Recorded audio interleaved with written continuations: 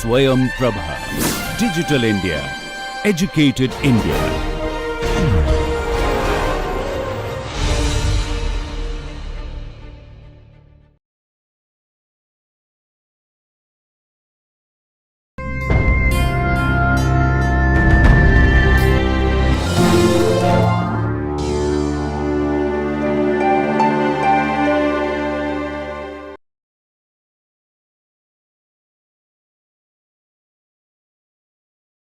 Well, hello again everyone. We're doing the next part of our Ideologies NPTEL course for 2019-20, and we're moving on through anarchism. We haven't quite completed it. What we shall do is complete anarchism, or at least the background to it.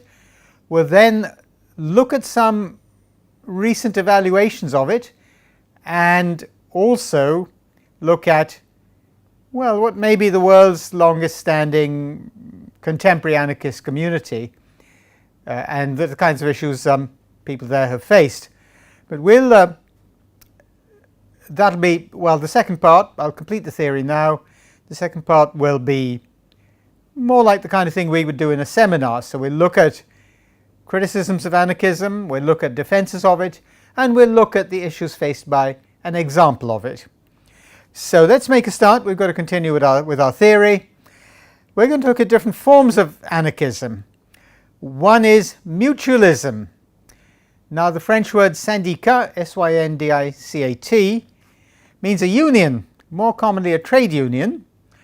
And anarchism became a mass movement only in the form of anarcho-syndicalism. In the early phases of industrialization, trade unions were banned for long periods. We've already seen that, I think, in our Marx topic. The British legal ban was lifted only in 1824 when the Combination Acts were repealed.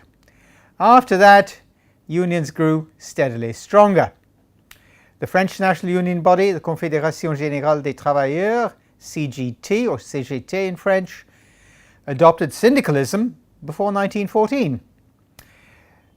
Syndicalist ideas also spread through the Americas and Italy, and as we have seen, through Spain, where they still continue to inform the politics, particularly of Catalonia, the province of Catalonia. Now, anarchist thinkers were attracted by syndicalism, even though syndicalism involved what would have been called crude theories of class. But the syndicalists of the time rejected conventional politics because they thought it was corrupt and pointless. That charge is still levelled by anarchist political groups today. And the syndicalists at that time, around the turn of the 20th century, 19th to 20th century, held that workers' power should be expressed through boycotts and sabotage and strikes leading to a general strike.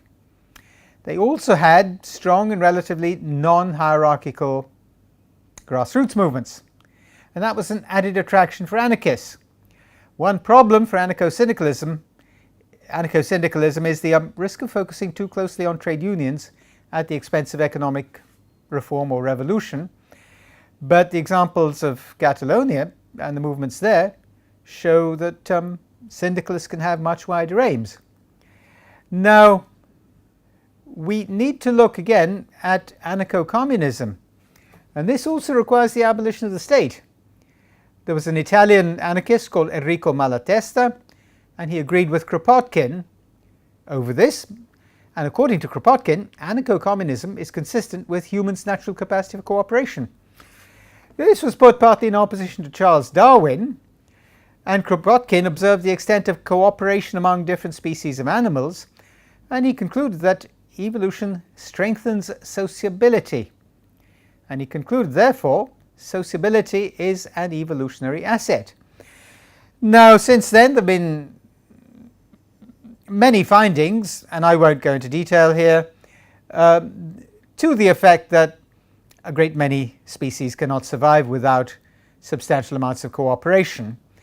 And those arguments can be put, whether or not in Darwinian terms, and we don't need to go into detail there, but certainly the extent of cooperation and even communication or cooperative communication has been observed not only among cetaceans, whales and dolphins and so on, but among various other species, including, if I'm not mistaken, some of the higher primates such as chimpanzees or other such primates. Now for Kropotkin, an anarcho-communist society would have no state. It would instead consist of small, self-sufficient communities. Each of these would hold its wealth in common, and the sharing of work and benefits would strengthen social bonds among members. So would direct participation by all members in making decisions for the community concerned.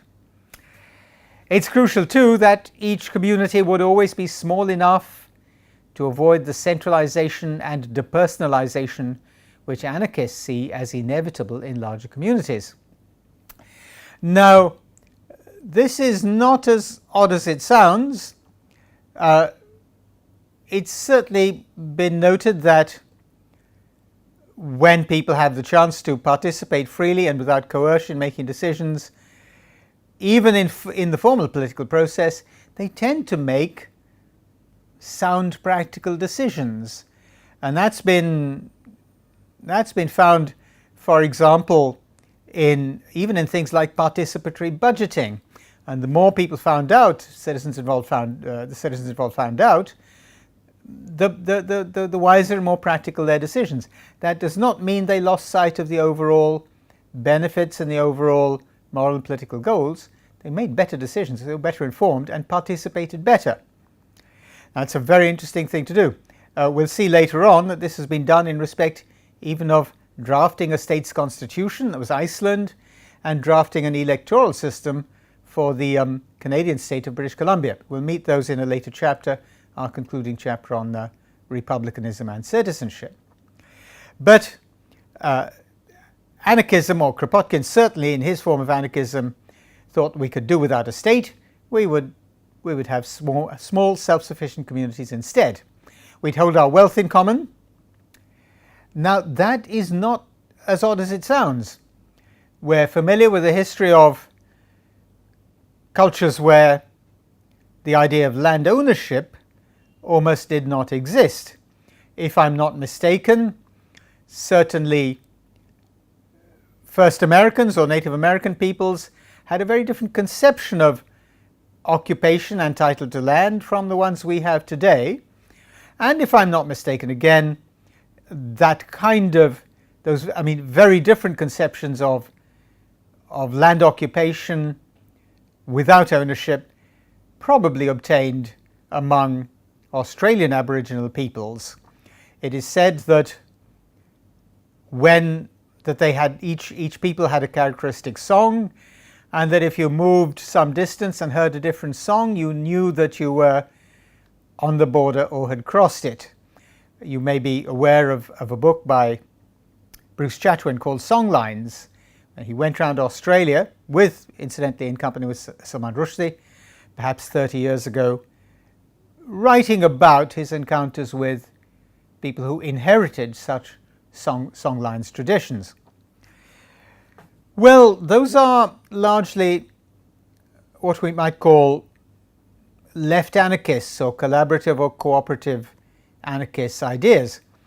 But what about individualist anarchism? That's another significant form of anarchism. This is founded on the idea that the individual is sovereign. Its most extreme expression perhaps is found in the work of the German philosopher Max Stirner, a 19th century philosopher, and according to Stirner, the individual is free to act just as they choose, irrespective of laws, social institutions or conventions. Other less extreme forms of course exist, and some of them have had some political impact, especially during the last 3 or 4 decades when neoliberal ideas have purportedly been dominant. Well, Stirner's position has not itself had much effect on anarchism, and individual anarchists or individualist anarchists have generally retained some conception of order and how to achieve it, and they're broadly grouped under the heading of libertarianism. The American novelist Henry Thoreau held that the individual must act according to their own conscience, especially in response to governmental wrongs. He himself disobeyed the US government because it upheld slavery and because it waged war against other countries. He spoke in favour of the abolitionist John Brown, who was immortalised in the famous song, and that was in 1859. Thoreau spoke in favour of John Brown, an extremely unpopular and often dangerous thing to do. And like various other American anarchists, Thoreau campaigned against slavery. Other anarchists, like Josiah Warren and Benjamin Tucker, thought in terms of mechanisms or processes whereby some sort of market exchange would serve to reconcile conflicting interests. It's a familiar theme in neoclassical and neoliberal economics. It's also strongly advocated by libertarians. Now, Josiah Warren, like John Locke, thought that mixing our labour with something, working on it, made it our own property. And he proposed a system in which labour time would be the medium of exchange, so that people could take advantage of the division of labour.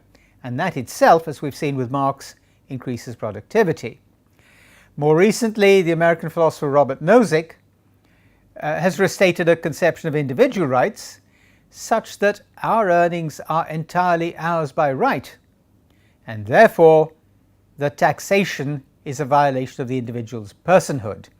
Nozick wrote that in 1974.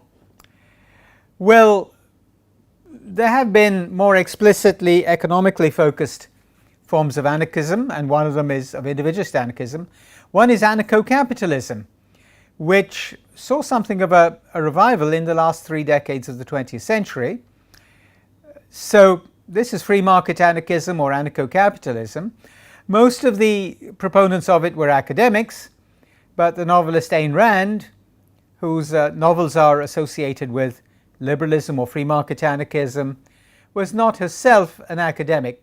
She died in 1982, penniless and totally dependent on state benefits, which she loathed and had railed against all her life. But that's how she ended up. Now, among the proponents of anarcho-capitalism were philosophers such as Robert Paul Wolff, Robert Nozick, Murray Rothbard, and others. Nozick accepted the idea of a minimal state, and the main function of that would be the protection of individual rights. Robert Paul Wolff considered philosophical anarchism to be the only, I quote, the only reasonable belief for an enlightened man. He actually says that. Murray Rothbard is another one writing in that period, the early 80s. Rothbard thought that the individual and any property they may have were utterly sacrosanct. He insists that individuals may dispose of their property only by voluntary contract.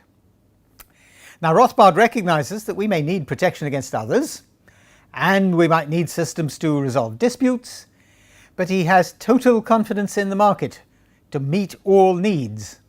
And he proposes private, I quote, protection associations and even private courts. According to Rothbard, the market will weed out incompetent associations or unfair courts because customers will go elsewhere. Such ideas are not as far-fetched as they might sound, and for example, while the American West was being settled by immigrants from Europe in the 19th century, the settlers devised their own rules and procedures, including dispute resolution, enforcement, protection agencies, and much else. The so-called Wild West was much less wild than the movies have made it out to be. I also understand that much larger proportions of the cowboys in the Wild West were African American than the movies have suggested. That would need checking, but I understand that is the case. Possibly even 1/2 of cowboys were African Americans. Well, this has been written about by 2 American academics, very convinced libertarians, called Anderson and Hill. And they've shown certainly that the settlers devised their own rules, whether they were in wagon trains or encampments or mining settlements.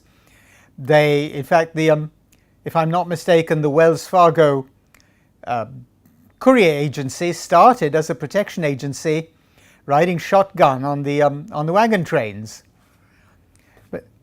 And of course, the Wild West settlers were outside the United States because the western borders of the United States were still largely on the East Coast.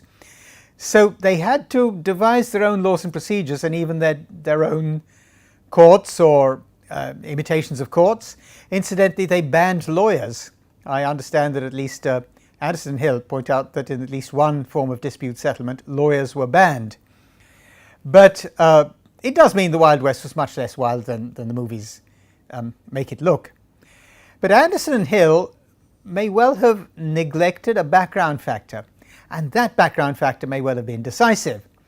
The immigrants and settlers they write about seem to have been largely white English speakers of working class origins, and they seem in addition to have shared the Protestant faith. This would make it much more likely that they already held shared assumptions about the status of rules and institutions, about procedures and tribunals and enforcement bodies, even when they themselves created. They created these with certain background assumptions about how to constitute authority, about what it is to accept the authority of such bodies and procedures, and indeed ultimately about what it is to follow a rule at all. We can only guess how these settler societies would have worked if, for example, they had been composed of a mixture of groups from very different cultures, such as Southern European Catholic immigrants to the US, Russian Jewish escapees from religious persecution, and so on. It's quite likely, I certainly argue and have argued in print, that Anderson and Hill almost certainly neglected these kinds of background factors. Well, in our own time, several governments have adopted various approaches which look libertarian or seem to express libertarian ideas. The United States, the United Kingdom and Australia have large numbers of private prisons, and in many countries services once regarded as the duty of the state, such as airport security or security for events like the Olympics, are now delivered by private companies. Even some military services, such as cover for US installations in Afghanistan and supplies for US troops there, have been handed over to private contractors. In several cases, the privatized services have been even worse than the public ones they replaced. And for example, the United States-based security firm Blackwater was involved in so many scandals, including the murders of unarmed Iraqi civilians, that it renamed itself ZXE. I don't know what it does now, if it still retains the same name. We need to check that. But United States troops have also discovered, this is frontline troops in war zones, have discovered that civilian contractors are not legally obliged to deliver supplies if they have to enter combat areas or combat zones. So it's not clear how much the anarcho-capitalists or libertarians can actually substantiate their arguments. The state continues to be heavily involved. It pays for the civilian contractors from public funds, prisons, education systems which have been effectively in England and Wales substantially privatized, certainly in the United States as well, with very large educational corporations taking over what used to be publicly funded schools. They're still paid from the public purse. The matter of supplying troops in war zones, well, has meant that the state has had to do the work itself. In addition, very few, if any, of the libertarian theorists seem to have criticized the enormous expansion in state surveillance that has occurred in even the most self-conscious of democracies since the September 2011 terrorist attacks in the US, usually called 9/11. Well, something else that such libertarians or anarcho-capitalists seem not to have criticized is the constitutionality or the legality, the legal nature of much of the relevant legislation, such as the US Patriot Act, or it's actually called the USA Patriot Act, where USA stands for Unifying and Strengthening America. It's part of the title of the Act. Or the Homeland Security Act, or the British Prevention of Terrorism Act. We haven't had much criticism from the libertarian philosophers who favor a minimal state or non-state in favor of the market. Furthermore, none of the American libertarians has criticized the enormous power and influence private corporations have on government, even to the extent of writing state-level laws and major national policies themselves for elected representatives to rubber stamp. This has been well documented. I should add here that This kind of influence stems from the fact that a great many major American corporations, no doubt benefiting from two major Supreme Court cases, that is McCutcheon and Citizens United, have poured enormous amounts of money into state-level legislators' election campaigns, as they do into federal government election campaigns for the Congress and for the presidency. In effect, what they do, having funded election campaigns, lawfully funded them, is to write the legislation themselves for elected representatives to rubber stamp. Indeed, most of the American libertarians' energies, in contrast to objecting to this, seem to have been devoted to providing an ideological smokescreen for unrestricted market capitalism. That's been noted in the literature on anarchism. Well, there are other forms of anarchism, and even federalism has been called a form of anarchism. Anarchist thinkers reject the idea of the state because of the state's inherent tendency, as they see it, to extend and abuse its powers in progressively more imaginative ways without ever relinquishing any of those powers. For example, in India, a new Land Acquisition Act passed in 2013 replaced the existing law. That had been passed by the colonial government in 1894. But the new act, passed in 2013, retained the most sweeping powers of the old act. And therefore, any central or state government official can still declare any land fit for public purpose, and the state can immediately take over the land in question. Similarly, the repeal of the Prevention of Terrorism Act in India was widely praised in 2004, but many of its provisions were later restated in other laws, such as the Unlawful Activities Prevention Act or Prevention Act Amendment 2008, and that's been documented by Human Rights Watch. That was documented in 2010. This time the new powers were restated without expiry dates or review dates, and all of them with only 1 day of parliamentary debate. The draft amendments had not been shown to the public at all. Anarchist analysts would consider this kind of conduct by a state typical. India is not alone in this. Much of the Homeland Security Act and the Patriot Act were rushed through the US Congress very quickly and got apparently very little scrutiny. Exactly the same holds for the British Official Secrets Act 1911, which, if I'm not mistaken, went through both chambers of Parliament in about an hour. I understand that it went through the House of Commons in about 20 minutes and the House of Lords in about 40 minutes. But that's not unusual with state security legislation. It tends to go through hastily, under-scrutinized and under-evaluated, and very often simply not shown to the public at all. But there's another set of reasons why anarchists reject the state. They've got a lot of evidence to say the state will always expand its powers, even to the point of illegitimacy and even through illegitimate or covert procedures. But there's a further set of criticisms. The state as we have it was created in a particular historical period and for specific political purposes. The Peace of Westphalia, which many of the European monarchs of the time signed in 1648, it took, if I'm not mistaken, years to agree it. The Peace of Westphalia was a deal between those monarchs and the Church. It delineated the respective spheres of authority of the Church and the monarchs, and it gave the monarchs unquestionable rule over their defined territories. The Peace of Westphalia, 1648, is, among other things, the source of the modern concept of state sovereignty, particularly over territory. Today's states are the direct inheritors of that idea. We can note here that the Peace of Westphalia was, among other things, the settlement of bitter religious disputes between the Church of Rome and the Protestant Church, or Lutheran Church as it was in Europe. But it was, among other things, the originator of the modern concept of state sovereignty, and that's what we inherit today. Now, anarchist philosophers have fiercely criticized such states, or as they used to be called, nation states. What are those tendencies? to centralize power, to extend their powers indefinitely, and to conquer other states or regions.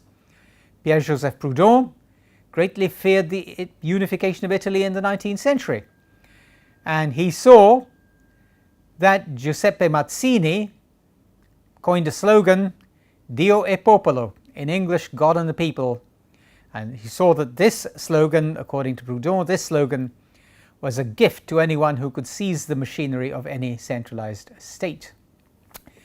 Both France and what had been England have been brought under progressively greater central control. In France, Louis XIV had even said, L'État c'est moi, I am the state, or the state, it is myself. In England, Oliver Cromwell, who called himself the Lord Protector, even though he was a commoner and not a hereditary aristocrat, continued the monarchs' extension of their powers over Wales, Scotland and Ireland. Cromwell, by the way, died in 1658, if I'm not mistaken. He ruled for about 10 years, but continued the monarchs' extension of their powers over the other regions of what was then Britain. Some of the anarchist fears were almost prophetic. In 1920, 3 years after the Russian Revolution, Kropotkin said that Imperial Russia would never be revived. He also said that all attempts to unite the elements of the old empire, such as Finland, the Baltic states, Ukraine, Georgia and the others, were, I quote, doomed to failure. That's Kropotkin's own term, own phrase used in 1920. Today, among all the regions which Kropotkin listed, only Siberia is still part of Russia. In our time, well, we can see any number of examples of cooperation between states. The United Nations is the biggest and most obvious, but the European Union, the African Union, the Organization of American States, the South Asian Association for Regional Cooperation they're all only some of the better known ones, and international cooperation and dispute resolution are everyday matters without which the human world, as we know it, might all but cease to function. But an anarchist response could be that all of those bodies depend on their member states, and that those bodies are also at the mercy of the most powerful states within them. We don't have to look very far. The United States, founded in 1945, has a Security Council with 5 permanent members. Only the 5 permanent members have a veto. So the anarchists have got a very strong point there. There's never been, for example, a single UN intervention in any of the 5 permanent members of the UN Security Council. Not even in the terribly troubled British province of Northern Ireland, and not at all in the United States, despite severe and persistent, lasting racial segregation and discrimination.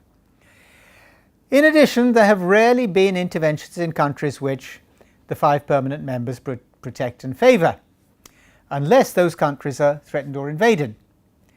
Even the European Union, which is probably the most successful example of international cooperation since the Peace of Westphalia, since 1648, shows the problems the Westphalian idea of the nation-state creates. The public perception of the EU in almost all its 28 member states is of a remote, secretive authority which tells 510 million, perhaps more, how to live their lives, down to specifying food ingredients and standardized road signs. And that's the public perception, that the EU is telling us what to do. It's remote, distant, faceless bureaucrats somewhere in Brussels, because that's where the administrative and law drafting branch, the European Commission, is based. That's the public perception of it. But the EU's supranational powers, powers to override member states, or which are over and above member states, are much more limited than many realize. Critics, of course, rightly point to areas where the EU has steadily expanded its powers. But where the EU is secretive and remote from the public, it does not act very differently from member states themselves. The governments of the member states draft almost all of their own laws in secret. They may then publicize them as a matter of public debate or consultation before they put them into their parliaments or before their parliaments debate them, But nevertheless, drafting is almost done entirely in secret. Occasional leaks, of course, can be very controversial. But the EU is no more secretive than member states themselves. And anarchists would have a further point, given the extent to which the major corporations, global corporations based in the European Union, influence the drafting of EU law by the European Commission. That's a significant and often under-examined issue, but gets some attention in some of the academic literature.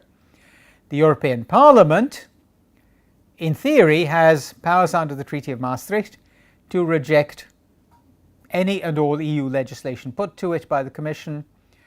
In practice, it very rarely uses those powers. It can also dismiss the entire Commission, but it has never had to do so. And most of the time, Parliament uses the much weaker consultation procedure, which means that very rarely is EU law significantly redrafted by the European Parliament. It does occasionally happen over things like the licensing of highly toxic fertilizers and pesticides, or fertilizers and pesticides which are additionally highly toxic, but those powers are relatively rarely used and seem to be used in response to extensive lobbying from the publics of the various European Union states. But in general, the anarchist argument, particularly Mikhail Bakunin's arguments, against the state and against associations of states, are supported by current evidence. Bakunin said, in 1867, said a United States of Europe could never come about under the given states as they existed at the time.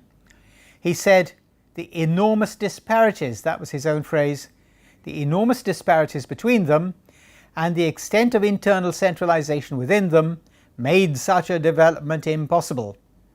So did the scale of each state's militarization. According to Bakunin, the state's own constitution will always amount to an explicit or implicit denial of domestic liberty, and it would necessarily imply a declaration of permanent war or a permanent threat to the very existence of neighboring states. Well, in contrast to people like Bakunin and in contrast to the existing groupings of states, the main anarchist philosophers see regional affiliations and identities as offering an altogether better range of possibilities. The European Union is a confederal body, and member states can leave. My own member state, the United Kingdom, is still deciding whether to leave or not in an extremely bitter and conflictual and divisive period, which has now lasted 3.5 years and seems not to be about to end anytime soon. Member states can leave, and there are procedures, generally straightforward procedures for it, even though the technicalities would take a long time to implement. But we must remember also that almost no individual state in the world allows regions or provinces to secede. Secession is relatively rare, and it doesn't seem to make any difference how the state was created or founded in the first place. Politicians in the Indian state of Tamil Nadu openly and persistently demanded secession from India, that is the Indian Union, after India achieved independence in 1947. At that time, the state was called Madras. It was part of what had been the larger Madras Presidency, but became Madras State in 1947. The demands for secession only stopped in 1963, when the Union Parliament outlawed secession with an act of its own. In Pakistan, leaders of the province of Baluchistan did not want to be included when the new state of Pakistan was created in 1947. In addition, successful secessions have often been preceded by terrible civil wars. The secession of East Timor from Indonesia brought a response of attempted genocide by Indonesian troops. The secession did take place. It was ultimately overseen by UN troops, and their presence prevented even worse slaughter. Now, this has been written about by the then UN Secretary General Kofi Annan in his political memoirs. He has pointed out that even even some of the generals ruling Indonesia at the time were shocked by the conduct of their troops in what was then East Timor, and agreed to a UN mandate for troops to be sent in to preserve the peace while East Timor, now called Timor-Leste, seceded. If I'm not mistaken, the troops involved came under the UN ambit, the UN aegis, but they came from Malaysia and Australia, if I'm not mistaken. Well, there's another secession that we can think of more recently than that. The secession of South Sudan from Sudan in 2011 also occurred after a brutal civil war. As so often, access to natural resources, in this case the South Sudan's oil reserves, may have worsened the war, and this may even have been the main reason war started. Now, in view of the brutality of today's states, not just today's states, and in view of what anarchists might well call the utter bankruptcy and chaos into which we've been led by states' attempts to maintain their power irrespective of ideology, in view of all that, anarchism might well offer something better, something altogether better, and something which is much more likely to be on a recognizably human scale. Anarchists do sometimes seem to think that reasoned discussion can resolve all conflicts and disagreements, but their confidence in ordinary people's capacity for decency and kindness could well find confirmation in the way ordinary Europeans, even at great cost to themselves, have welcomed and helped refugees fleeing terrible turmoil in the Middle East and North Africa. Anarchist thinkers have also had much more impact on the ways we as ordinary people do things than those who run states or mighty private corporations or the writers of ideologies may wish to accept. Whatever else, anarchists are no mere utopian dreamers. We can add some recent historical material to update the response of European Union countries to refugees in fleeing mainly the Middle East and North Africa. Yes, there have been tensions, and certainly the overall position is deeply confused, with the press, the media themselves playing a part in this. Social media have also played a part in this. Italy has complained to the European Union and to its various other allies, that it's had very little help, even though it is one of the main points for refugees to enter the European Union. If I'm not mistaken, the southwestern tip of Italy is only about 30 or 40 miles away from the coast of Libya. Secondly, Germany did open its borders to refugees fleeing particularly Libya after the imposed change of regime, and of course fleeing Syria, where the civil war has already lasted 8 years and appears no nearer solution than it ever was. But it's also the case that for the European far-right movements, such movements of refugees into Europe were a great gift, and they've certainly exploited them very successfully. This goes back to things, for example, we saw in the concluding analysis of Marx. The contemporary response, as The Economist notes, has not been greater solidarity, but populism, and The Economist could have said hard-right populism. Nevertheless, anarchists have had more of an impact than we realize in the ways we often organize local matters and services, and certainly in most education systems, particularly at junior level in the industrial world, and increasingly in well-established democracies such as India. Anarchists are not mere utopian dreamers, and we'll see some of this in our discussion which follows the topic.